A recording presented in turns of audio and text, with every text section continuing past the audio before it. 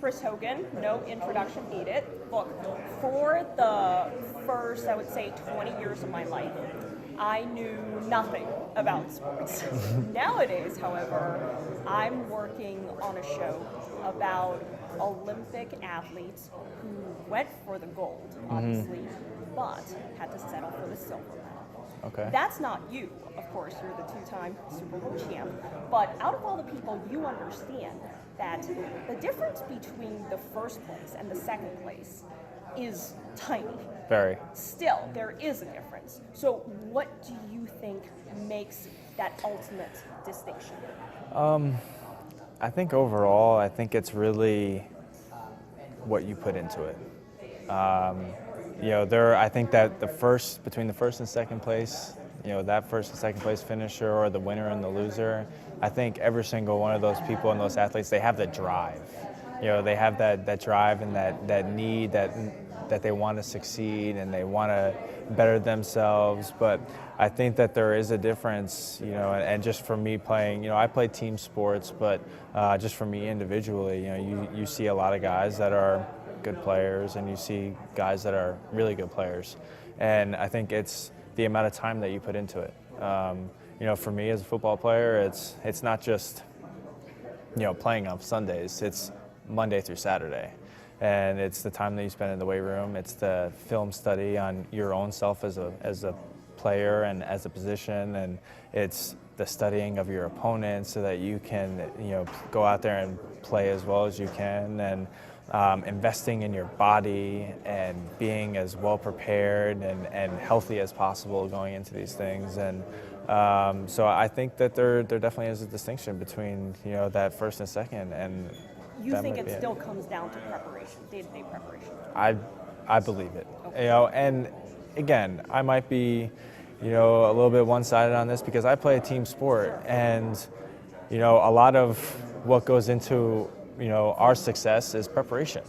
At the end, and everyone's good football players in the NFL, and everyone is very good athletes, but how prepared are you when you go into a game on Sunday? If you just decide to, go throughout the week and not study any film and not train and just kind of roll it out there and go play on a Sunday, it's not going to go very well for you because probably the other team has prepared, has studied you, know how you play, and are going to be prepared for you. And I think that's just kind of, carries into any sport. You want to be as prepared as possible when you go into competitions. Yeah, we're totally on the same page that team sports is very different than individual sports. Yeah. So for you, we all know no matter how good of a player you are by yourself, you cannot survive without the rest of your team. Correct. And sometimes you just cannot control Yeah. what other people do. Mm-hmm. Then how do you be okay with it when other people screw up? Well, I'm sure of course. That's just, I think the difference between like what you say screw up is it a physical or is it a mental mistake? And there's a thing, accountability is such a big thing in team sports, and if you don't, you have to hold your teammates accountable. And I think most of the guys and most of the teams, as a team sport, everyone holds himself accountable to being in physical condition and, being able to go out there physically and compete. But mentally, if you're not studying for football, let's say, if you're not studying your playbook, if you're not studying the other team, and you go out there kind of, clueless, and you're making mental errors, that's something that you can't really live with, and that's tough to swallow if you see guys going out and doing that. But then that also kind of falls on the other people to holding ourselves accountable to make sure that they're doing their job and studying the film and being, again, as prepared as possible, going into games and into competitions. It's well established that everybody in the NFL or in the Olympics is physically strong. That's a given. Yeah. That's a dead giveaway. But what separates people is the mental strength. Yeah. Then can you talk about, say, I don't want to say on your worst day, but I'm sure you have those days that you don't want to get out of bed. You don't really feel like it. Yeah. How do you keep going?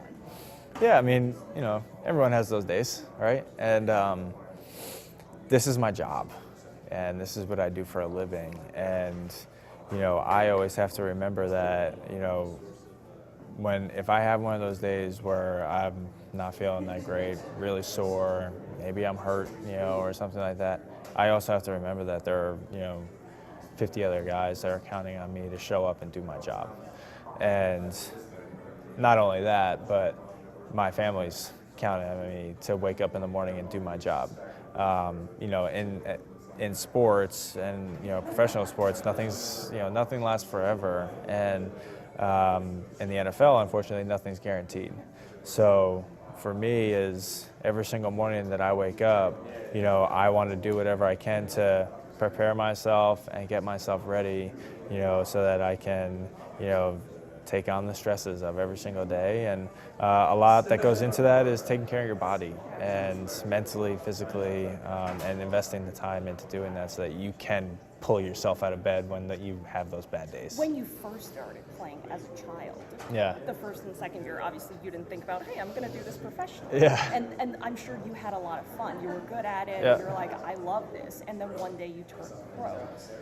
Did anything change mentality-wise after you turned pro? Because once something becomes a job, of course it's different. Can you talk about what changed for you? Yeah, I think, especially from where I came from, it's, I was an undrafted guy and, was cut a bunch of different times and, kind of had to find my own path in professional sports. And, yes, it was fun for me to go out there and play, but I also invested everything that I had into this because I knew that if I didn't go out there and do well every single day, my dream was, and professional sports was not going to last. And,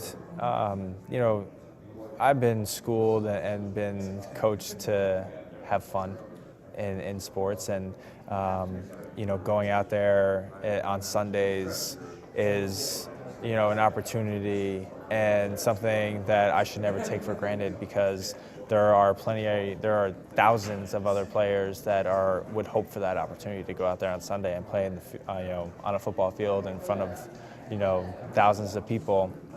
And, I try to always remember that,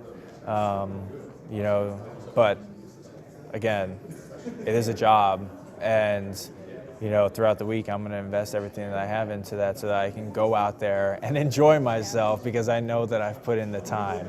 Again, if you don't put in the time, it's not going to be very much fun on Sundays if you're getting your butt kicked. I just want to say for the record, Chris, that I look up to you guys, all elite athletes, to keep going, because I always feel like if you guys can keep going, I can do it too, because at the end of the day, we're all human. Absolutely. Last thing before I let you go, what do you want to say to our viewers? They may not be athletes, they may not be pro athletes, but they want to make it in life. What do you want? What do you want to tell them when they are sort of at the end of their drive and they're like, I can't do it anymore? How do they keep going? What should they tell themselves? For me, I had high expectations, and I set my goals through the roof, and I wasn't going to let anyone tell me otherwise. And ever since I was little, that's just what I did.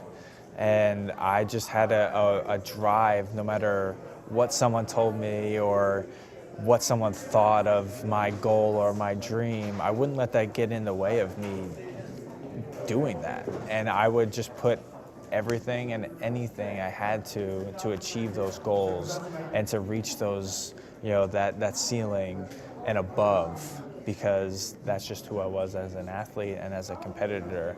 And, for people that, maybe might be in a lull or, are struggling to find that drive, I think you just need to kind of take a step back and just think about, what you're really passionate about in life, and, what's going to help you get out of bed in the morning.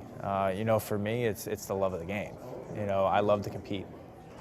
And I think competition brings out the best in people.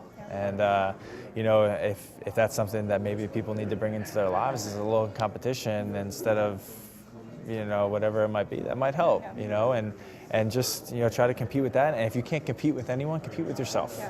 And try to, beat yourself on a day-to-day basis and that might get you out of bed in the morning. Well, for me, it's being on camera Yeah. and being able to talk to people like you. Yeah, absolutely. Yeah, thank you so much. Yeah, thank you for having me.